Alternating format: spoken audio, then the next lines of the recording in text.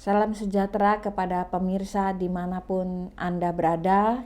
Kita kembali jumpa dalam Paulus Rahel Ministry.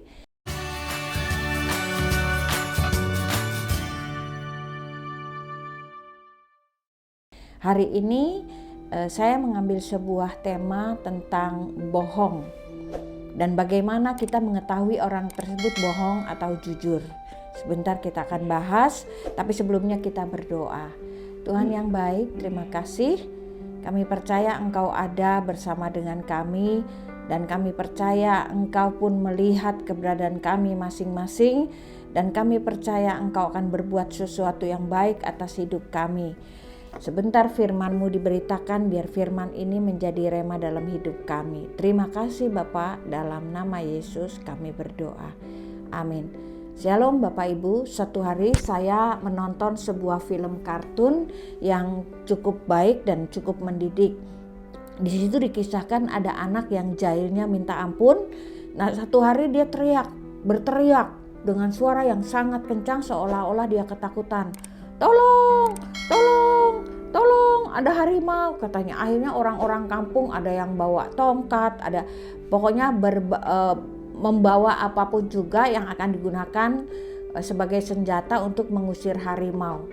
Nah, ternyata ketika anak itu dijumpai, anak itu ketawa geli sekali. Dia merasa girang karena sudah berhasil mengelabui orang-orang kampung.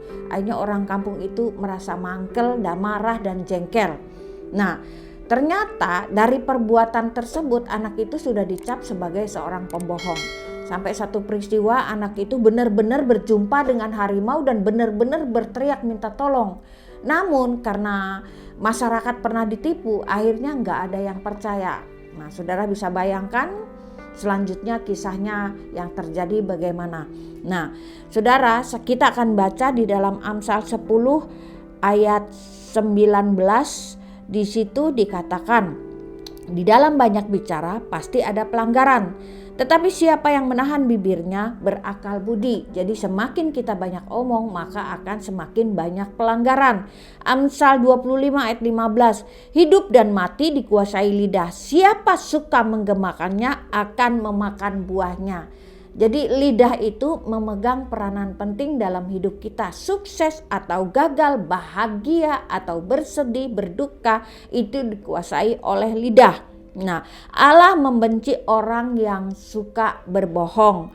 Walau kelihatannya sepele dengan berbohong, tapi itu bisa menjadi batu sandungan buat orang lain, bahkan bisa mencelakakan diri sendiri seperti sebuah ilustrasi yang tadi saya ucapkan. Nah, saudara mau mengetahui orang tersebut jujur atau berbohong, nah ada ciri-cirinya. Nah, kalau orang yang berbohong ketika berbicara, dia tidak berani mata memandang mata.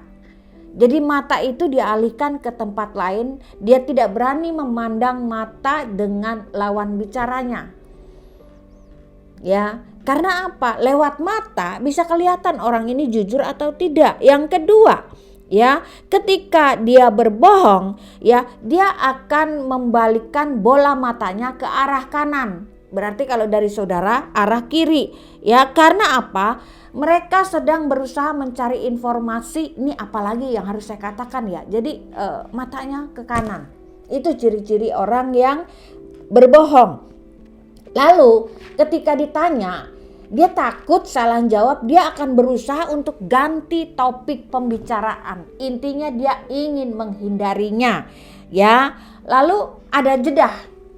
Karena dia kurang pede, lalu ada jeda, dia mulai pikir kira-kira kata apa ya yang akan saya ucapkan, ya. Lalu rahasia tubuh, rahasia tubuhnya, bahasa tubuh, maksudnya bahasa tubuh kalau orang berbohong tanpa sadar suka milin-milin ini, ya. Tanpa sadar suka pegang-pegang hidung, ya. Pokoknya melakukan gerakan-gerakan yang tidak biasanya dia lakukan. Lalu kalau orang berbohong biasanya sensitif dan mudah tersinggung. Misalnya suami berbohong. Kamu dari mana ya? Kamu selingkuh ya? Begini.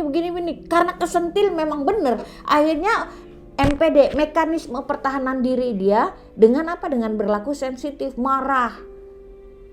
Padahal marah itu adalah untuk menutupi kebohongannya. Lalu orang tersebut sangat emosional karena kesentil, merasa tersudut, ya, merasa terintimidasi, ya. Napasnya juga tersengal-sengal, nggak beraturan, ya. Dan itu tanpa sadar dia telah mengeluarkan sinyal-sinyal bahwa aku ini sedang berbohong. Hati-hati, ya. Firman Tuhan bilang, katakan ya di atas ya dan tidak di atas tidak, dan selebihnya itu dari si jahat. Nah, dampak daripada kebohongan, dia merasa cemas. Aduh, jangan-jangan ketahuan nggak ya? Atau dia korupsi, makan duit orang, lalu terus dia berbohong kepada bosnya bahwa pengeluaran ini. Itu akan sampai terus terbawa mimpi dan gelisah sekali, saudara. Gelisah sekali. Yang kedua, ya, jadi terbawa mimpi, dia gelisah dan sulit dipercaya. Sulit dipercaya karena orang sudah mencap dia label pembohong. Jangan janji sama dia, janjinya selalu meleset. Ya, jangan beri pinjaman kepada dia karena utangnya sering gak bayar, tarsok, ya, nembak terus. Jadi sudah dibeli label oleh masyarakat karena sifat yang suka bohongnya. Sulit dipercaya, ya, mendapat label demikian. Karena apa? Ya karena attitude-nya ndak baik, etikanya ndak baik, semuanya ndak baik. Akhirnya orang sudah kasih label dia, label yang negatif, ya. Lalu dia sering menaruh curiga pada orang lain karena menganggap bahwa orang lain seperti dirinya. Kalau dia suka nipu, jadi dia akan curiga kepada orang lain. Jangan-jangan dia mau nipu gua. Nah, seperti itu, saudara. Nah, firman Tuhan katakan Matius 5 ayat 37, jika ya, hendaklah kamu katakan ya. Jika tidak, hendaklah kamu katakan tidak. Apa yang lebih daripada itu berasal dari si jahat. Nah, seperti Hitler melakukan kebohongan, ya, dan akhirnya luar biasa. Banyak pejabat-pejabat yang melakukan kebohongan, memutarbalikkan fakta yang sekarang sedang terjadi di Indonesia juga. Pengajaran yang benar diputarbalikkan, yang salah dibenarkan, yang benar disalahkan, anak-anak sekolah dicuci otak, dan baru-baru ini berita di TV ditangkap pengajaran-pengajaran yang tidak benar. Hati-hati. Firman Tuhan katakan ya di atas ya, tidak di atas tidak, dan hidup dan mati dikuasai lidah. Satu hari seorang raja bijaksana memanggil dua orang. Di situ dikatakan, tolong kamu pergi cari benda yang terburuk, dan tolong si B kamu pergi cari benda yang terbaik. Bertahun-tahun kemudian dua orang utusan raja kembali dan ternyata mereka membawa dua benda yang sama, yang terbaik maupun yang terburuk. Yang terbaik dibawa mulut, katanya dengan mulut kita bisa sukses. Yang terburuk membawa mulut, maksudnya lidah, ya, membawa lidah, karena dengan lidah bisa menghancurkan manusia, dengan lidah bisa mensukseskan manusia. Jadi mari yuk, jangan banyak bicara, karena banyak bicara banyak pelanggaran, dan hidup jujur di hadapan Tuhan, karena apa yang kita tabur akan kita tuai. Amin. Tuhan memberkati. Bapak yang baik, terima kasih. Ajar kami untuk berkata jujur, ajar kami untuk bertindak jujur, karena firman Tuhan katakan ya di atas ya, tidak di atas tidak, dan selebihnya dari si jahat. Tuhan ampuni kalau kami mungkin mempunyai habit, kebiasaan yang suka berbohong dan kelihatannya sepele, namun itu tidak sepele, karena ketika orang melakukan dosa berulang-ulang dan itu hati nuraninya menjadi tumpul, ya, dan dia menjadi kebal, mati rasa untuk perbuatan yang dosa tersebut. Bapa, terima kasih. Kami menyerahkan pemirsa dimanapun berada. Kami percaya Tuhan melawatinya, dan biarlah kami berjalan jujur di dalam setiap ekspektasi kehidupan kami, di rumah tangga, di sekolah, di kampus, di pekerjaan, di perkantoran, atau dimanapun kami berada. Kami berani tampil beda, hidup jujur dan tidak berbohong. Terima kasih Bapa, dalam nama Yesus kami berdoa. Haleluya.